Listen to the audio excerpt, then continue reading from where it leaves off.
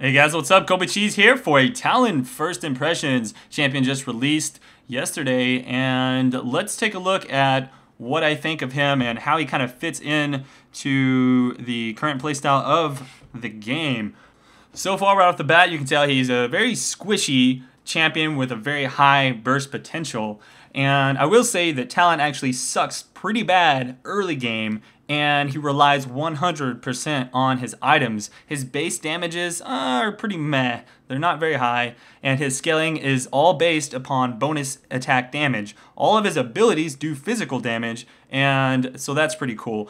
Let's take a look at some of his abilities. His Q, which will reset his auto attack timer, that's going to be one of the spells that you level up first, and it's going to give you a pretty giant burst of damage on your next auto attack and reset your auto attack timer. So that's just one of those standard type of spells. That's pretty good. And then his W it's decent. It doesn't actually, it's kind of annoying because even with very high attack damage items, like once you get a lot of items and you max up your W, you still can't kill back wave creep minions with it. You're not going to have enough damage. I mean, you'd have to have literally like 45, 50 minutes into the game with 2 Bloodthirsters fully stacked to kill creep waves with your W. So that's kind of unfortunate. It'll get them just low enough so that like one minion attack will kill them, but it'll never kill them for some reason. Anyways, your E is, it's okay. It blinks to them and it silences them and gives you a little bit of extra damage for a little bit. Unfortunately, it doesn't reset your auto attack timer and it doesn't do any damage.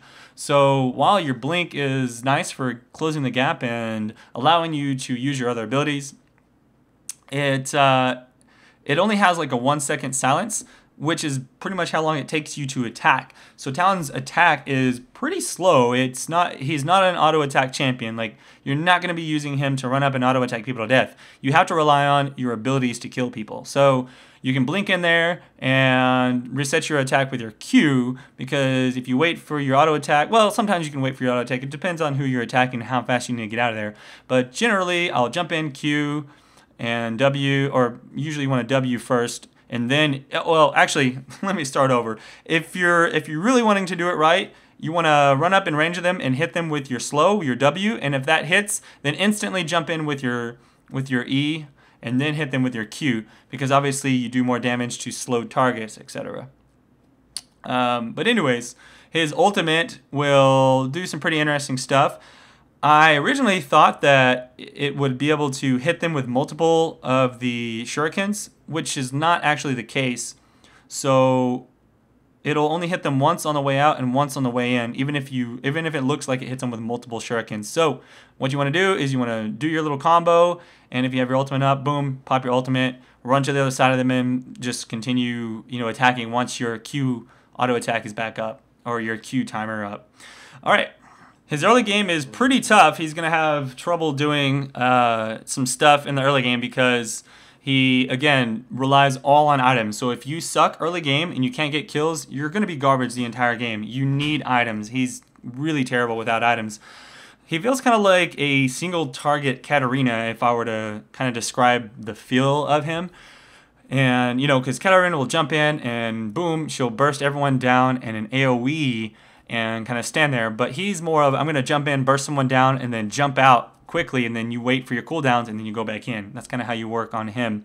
So I've tried him a few different ways. I tried a full attack damage page, rushing the Last Whisper and cooldown reduction boots.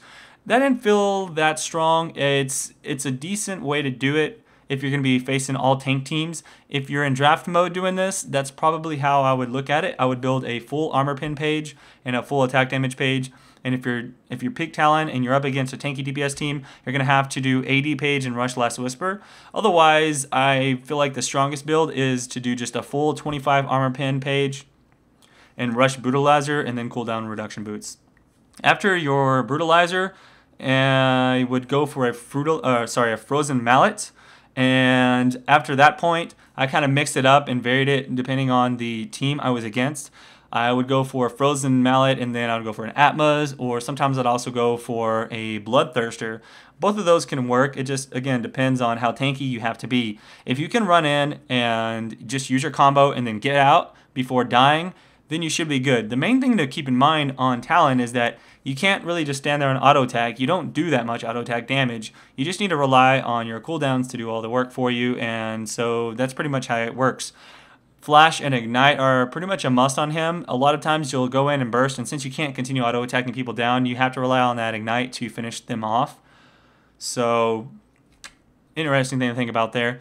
Another thing that I thought was kind of cool on him is that there are going to be 2 different ways to skill him up in the lane depending on who you're against. Generally want to take solo if possible, solo top, solo mid, just depends on who you're against. I think he can do both just fine. You take boots and 3 health potions for your early sustain since you have no way of sustaining yourself. And the way you're going to play it is, let's say you're against someone difficult who can kind of poke you at range if you try and go up and attack minions. You're going to have to level up your W first in order to actually farm the creep waves effectively and also do harass back onto them. The W is a pretty good harass in the lane actually, and if you hit them with it enough, you'll be able to jump in with your EW combo afterwards and finish somebody off.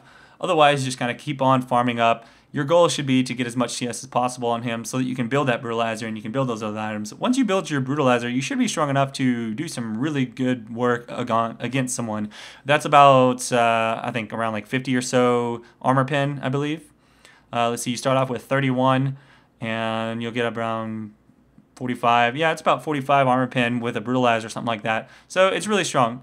And if you're against a lane that you can actually afford to go up and auto attack creeps down for last hits and you don't have to continually be afraid and in the back, it's actually better off, in my opinion, to level up your Q and then your E first and max W last. W does not do enough damage, in my opinion, to warrant maxing it first.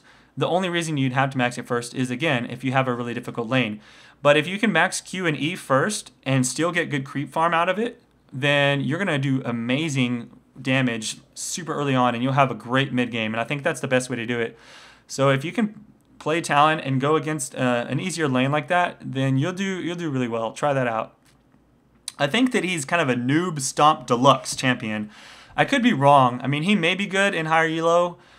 I think it really depends on the comp that you're playing against and how well you do in the lane, as always. I mean, with most champions, but more so on him because of the fact that he is completely item dependent. That's the main thing to keep in mind. If he can get a couple of kills off early game, he's going to have an amazing game, and he'll just be able to run in and get people so quickly.